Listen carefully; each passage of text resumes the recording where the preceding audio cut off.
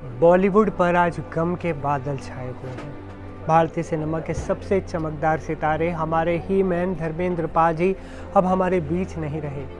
89 साल की उम्र में उन्होंने अपनी आखिरी सांस ली और दुनिया को अलविदा कह दिया। उनके अंतिम संस्कार के बाद जब हेमा मालिनी मीडिया के सामने आई तो वो अपने जज्बातों को छिपा नहीं पाईं। उन्होंने हाथ जोड़कर सबको नमन किया, मानो वो फैंस के प्यार का शुक्रिया अदा कर रही हों और साथ ही अपने हमसफ़र के जाने का दर्द भी बयां कर रही हों। उनका ये वीडियो सोशल मीडिया पर वायरल हो रहा है, जिसे देखकर फैंस भी अपने आंसू नहीं रोक पा रहे। ये सिर्फ एक अभिनेता का जाना नहीं है, बल्कि सिनेमा जगत के लिए एक पूरे युग का अंत है।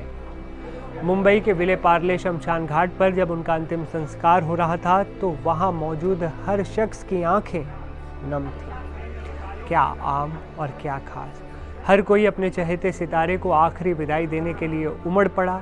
धर्मेंद्र जी पिछले काफ़ी समय से बीमार चल रहे थे। उन्हें सांस लेने में तकलीफ हो रही थी, जिसके चलते उन्हें मुंबई के ब्रीच कैंडी अस्पताल में भी भर्ती करवाया गया था।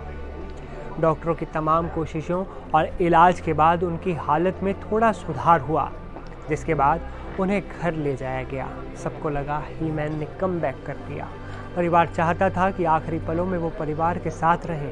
घर पर उनकी देखभाल के लिए खास इंतज़ाम किए गए थे, लेकिन कुदरत को कुछ और ही मंजूर था दोस्तों। उनका स्वास्थ्य लगातार गिरता गया और आखिरकार उन्होंने हमेशा के लिए अपनी आंखें मूंद ली।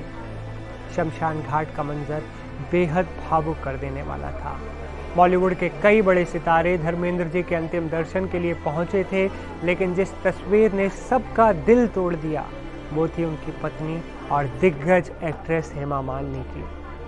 अंतिम संस्कार के बाद जब हेमा मालिनी मीडिया के सामने आई तो वो अपने जज्बातों को छिपा नहीं पाई।